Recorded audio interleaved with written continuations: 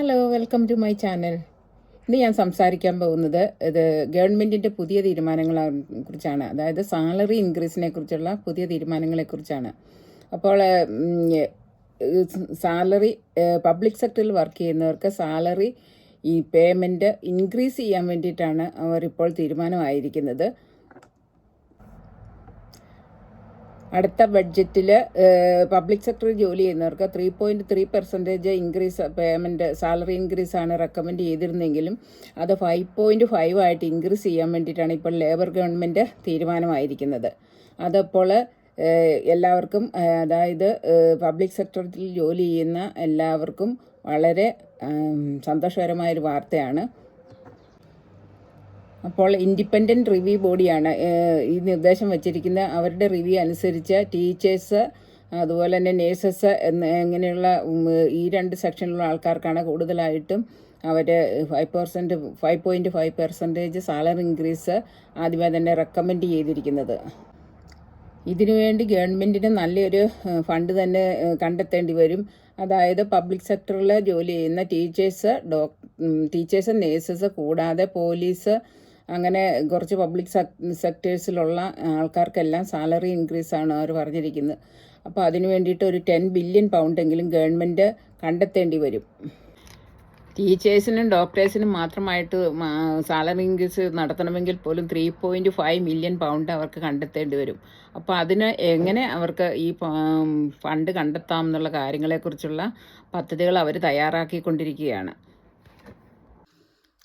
അപ്പോൾ അതിനു വേണ്ടിയുള്ള ഫണ്ട് കണ്ടെത്തുന്നതിന് വേണ്ടിയുള്ള കാര്യങ്ങൾക്ക് വേണ്ടി ഇപ്പോൾ ഗവൺമെൻറ് തയ്യാറെടുത്തുകൊണ്ടിരിക്കുകയാണ്. അപ്പോൾ അതിന് വേണ്ടിയിട്ട് അത് കൂടുതലായിട്ട് ഏൺ ചെയ്യുന്നവരിൽ നിന്നും കൂടുതൽ ടാക്സ് എടുക്കുക, ചിലവ് ചുരുക്കുക, അതുപോലെ തന്നെ പ്രൈവറ്റ് സ്കൂളുകൾക്ക് ടാക്സ് ചുമത്തുക തുടങ്ങിയ കാര്യങ്ങളാണ് അവരിപ്പോൾ ആലോചിക്കുന്നത്.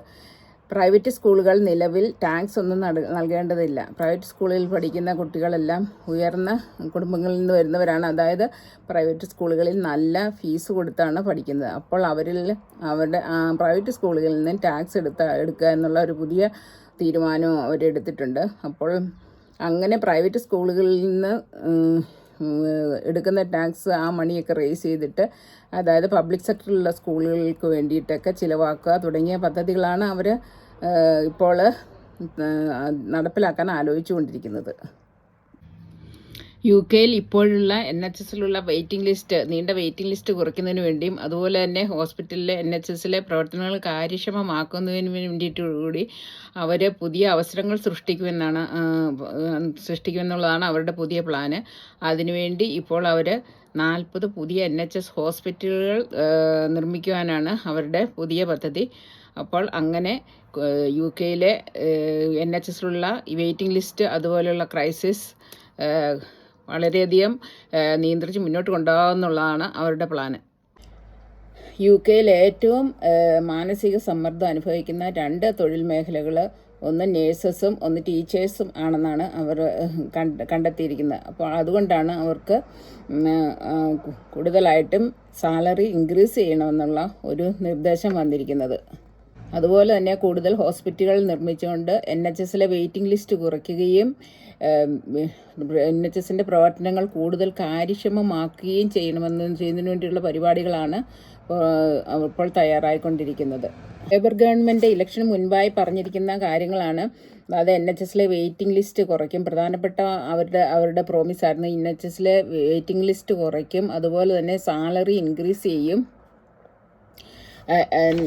എന്തൊക്കെ. അപ്പോൾ അതിനു വേണ്ടിയിട്ടുള്ള കാര്യങ്ങളാണ് അവർ ഇപ്പോൾ മുഖ്യ പ്രാധാന്യം നൽകുന്നത്.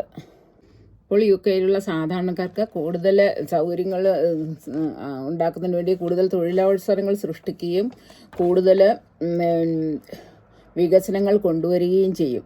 അപ്പോൾ അതുവഴി സാധാരണക്കാരായ ജനങ്ങൾക്ക് വളരെയധികം പ്രയോജനകരമായ രീതിയിലുള്ള മാറ്റങ്ങൾ വരുമെന്നാണ് നമ്മൾ പ്രതീക്ഷിക്കുന്നത്.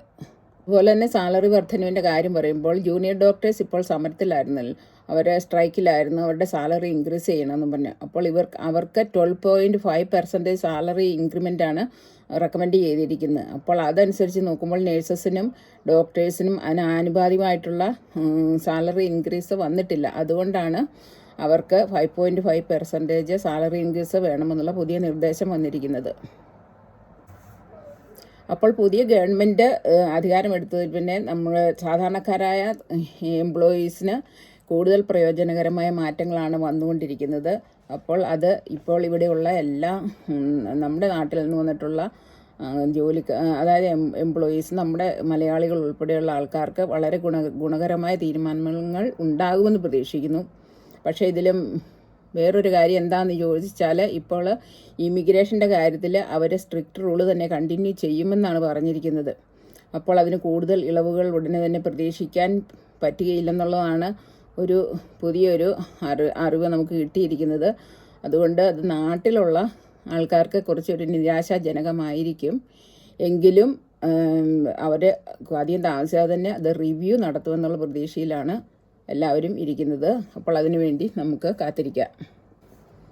ഇപ്പോൾ ഓൾറെഡി ഇവിടെ കെയർ വിസയിലൊക്കെ വന്നിട്ടുള്ളവർക്ക് അനുകൂലമായ തീരുമാനങ്ങളാണ് ഉണ്ടായിക്കൊണ്ടിരിക്കുന്നത്. അവരെ അനാവശ്യമായി പിരിച്ചുവിടാൻ പാടില്ല. അതുപോലെ തന്നെ 0 അവർ കോൺട്രാക്റ്റ് നിർത്തലാക്കും എന്നൊക്കെയുള്ളതാണ് പുതിയ മറ്റൊരു തീരുമാനം. അത് ഞാൻ കഴിഞ്ഞ വീഡിയോയിലും പറഞ്ഞായിരുന്നല്ലോ. അപ്പോൾ അതൊക്കെ ഒരു വളരെ ഗുണകരമായ ഒരു കാര്യങ്ങളാണ് നമ്മുടെ ആൾക്കാർക്ക്, ഇവിടെ ഓൾറെഡി വന്നിട്ടുള്ളവർക്ക് വന്നിരിക്കുന്നത്. കാരണം ഒത്തിരി കടവും ബാധ്യതകളും വരുത്തി വെച്ചിട്ടാണ് ധാരാളം ആൾക്കാർ ഇവിടെ എത്തിപ്പെട്ടിരിക്കുന്നത്.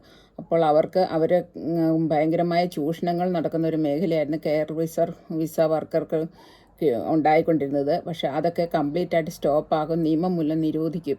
അപ്പോൾ നമ്മുടെ നാട്ടിൽ നിന്ന് അങ്ങനെ വന്നിരിക്കുന്ന കുറേ അധികം ആൾക്കാർക്ക് ഇത് പ്രയോജനകരമായി വരും. അങ്ങനെയുള്ള ഗുഡ് ന്യൂസാണ്, കുറേയൊക്കെ ഗുഡ് ന്യൂസാണ് ഇപ്പോൾ വന്നുകൊണ്ടിരിക്കുന്നത്. പക്ഷേ നാട്ടിൽ നിന്ന് ഇനി വരാനായിട്ട് ഇരിക്കുന്ന ആൾക്കാർക്ക് ഇപ്പോൾ താൽക്കാലത്തേക്ക് അവർ പുതിയ പദ്ധതികളൊന്നും ചേഞ്ചസ് ഒന്നും പറഞ്ഞിട്ടില്ല. പക്ഷേ കെയർ വർക്കർ വിസ ഒന്നും നിർത്തലാക്കിയിട്ടില്ല, ഇപ്പോഴും തുടരുന്നുണ്ട്. പക്ഷേ വളരെ ലിമിറ്റഡ് ആയിട്ടാണ്. അതായത് അവരുടെ സാലറി ത്രഷ്-ഹോൾഡൊക്കെ ഇൻക്രീസ് ചെയ്തു. അതായത് സാലറി ത്രഷ്-ഹോൾഡ് 20,960 ആയിരുന്നത് 23,200 ആക്കി മാറ്റിയിട്ടുണ്ട്. അപ്പോൾ സാധാരണ ഹോമുകളൊന്നും അത്രയും സാലറി നൽകി അവർക്ക് കൊണ്ടുവരാൻ താല്പര്യമില്ലാത്തതുകൊണ്ട് ഇപ്പോൾ ആരും തന്നെ അധികം COS നൽകുന്നില്ല എന്നുള്ളതാണ് നമ്മുടെ അറിവ്. പക്ഷേ അപ്പോൾ താൽക്കാലികമായി അതിനൊക്കെ റിവ്യൂ വരും, അതനുസരിച്ച് മാറ്റങ്ങൾ വരുമെന്നുള്ള ഒരു പ്രതീക്ഷയിലാണ് എല്ലാവരും ഇരിക്കുന്നത്. ഇപ്പോൾ അതിനുള്ള ഒരു ചെറിയ ബുദ്ധിമുട്ടാണ് ഇപ്പോൾ ഉണ്ടായിക്കൊണ്ടിരിക്കുന്നത്. അപ്പോൾ അതിനൊരു മാറ്റം വരുന്നതിന് വേണ്ടി നമുക്ക് കാത്തിരിക്കേണ്ടി വരും. അപ്പോൾ ഇത്രയൊക്കെയാണ് ഇന്നത്തെ വീഡിയോയിൽ ഞാൻ പറയാൻ ഉദ്ദേശിക്കുന്നത്. ഇനി അടുത്ത പുതിയ അപ്ഡേറ്റ്സുമായി അടുത്ത വീഡിയോയിൽ കാണാം. അപ്പോൾ എല്ലാവർക്കും ബായ്.